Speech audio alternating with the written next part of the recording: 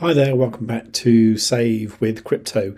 Okay, so this week I've been playing around with this quad rotation indicator, and it's been a really strange sort of few days because first of all, the indicator that I was using was somebody else's, and then it became kind of unpublished. It just disappeared.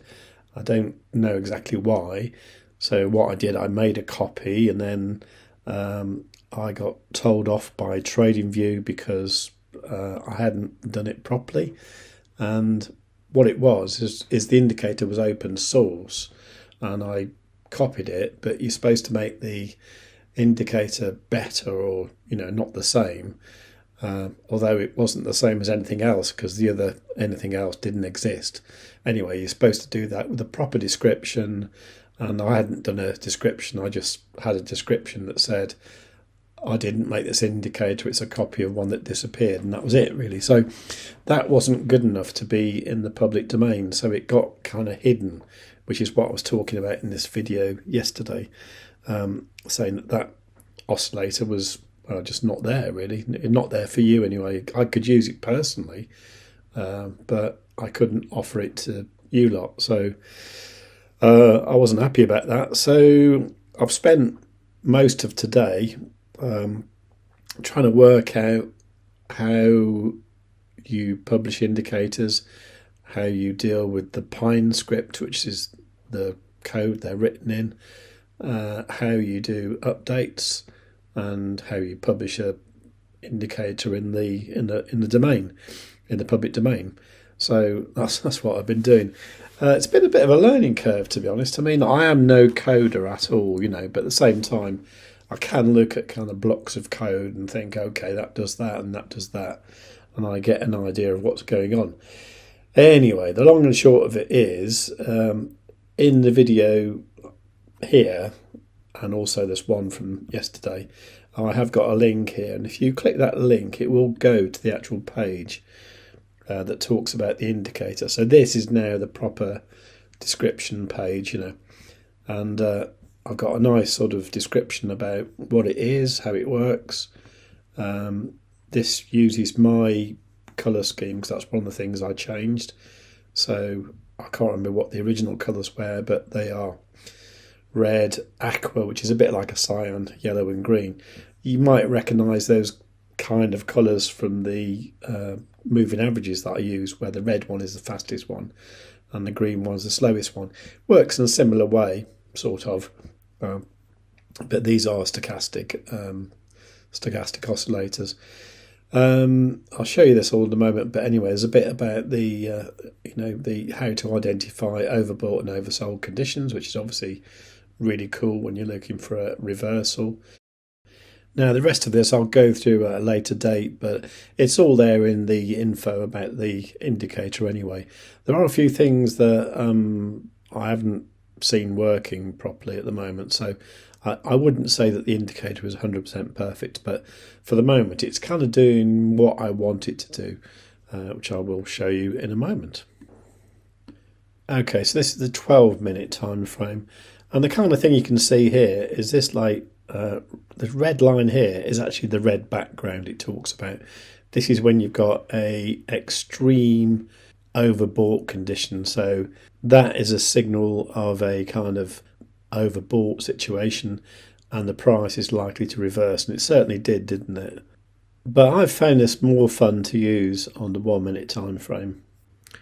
So what this would have meant here, when we had the red sort of bearish divergence, it would mean that, look out for the price coming down, but then you get these like green crosses, and you're supposed to view these as kind of like shields preventing that movement, if you like. So the idea is that you should hang on a minute and not go bearish just yet, and that was certainly the case there. And then all the stochastics were squashed up here above this 80% mark, because that's like 80% there and 20% there, you see. So they were all up there, and they've only just started to sort of curl down, and that signifies that the price could come down any moment now. But what you want to do is compare that 1 minute one with the 3 minute time frame.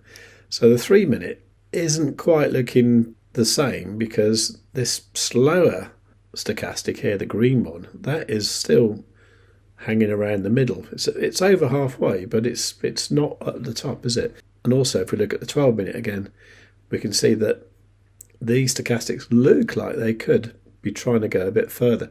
So at the moment, the 1 minute is saying that we might get a bit of a pullback, but the higher time frames, like the 3-minute and 12-minute, could imply that we're going further up. So at that point, you think, okay, what it might do is just pull back momentarily and then go up further. So let's just wait and see if that happens.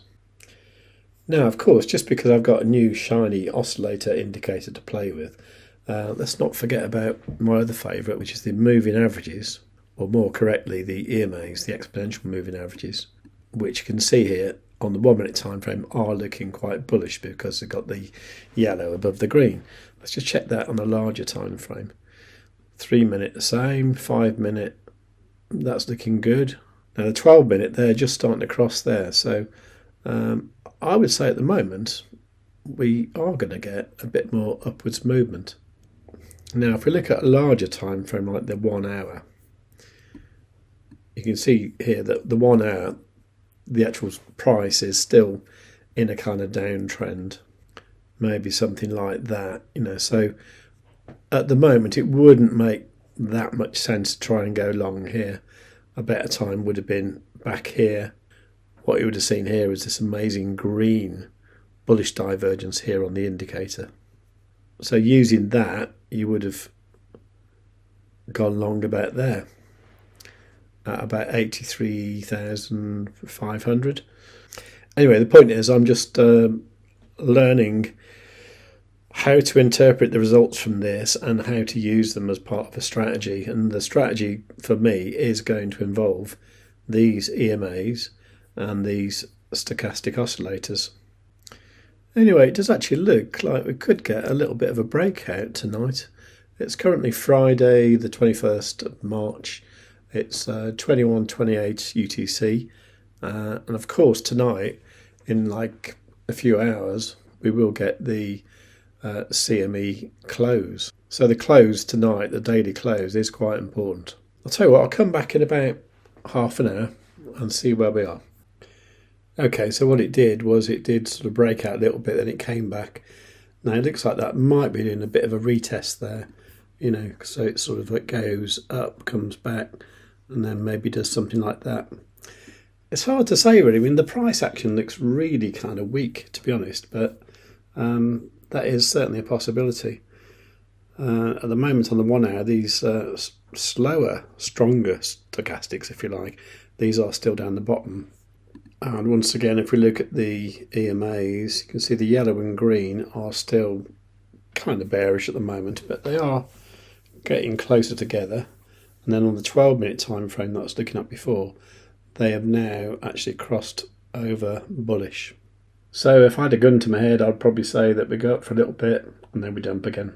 Anyway, I do have a play with this. It's called the SWC QR Oscillator. Like that, SWC QR Oscillator. And as I say, you will find the link to it in the description below this video. So while you're down there below the video, please do make sure you are subscribed and you've got the notifications set on all. Leave a nice comment, ask me any questions you like, or just say hello. Do give the video a big fat like. I'm sorry it's a bit late today, but above all, tell your friends. Save with Crypto has to be one of the best YouTube channels that the United States has ever seen. Kamala Harris is not a subscriber, but I am. I have notifications set to all as well. I'd strongly suggest you subscribe to Save with Crypto today. Above all, you should tell your friends. Save with Crypto is not a financial advisor. He just makes ice cream on the internet. If you cannot find someone to do your own research, you must do it yourself, just like I did not.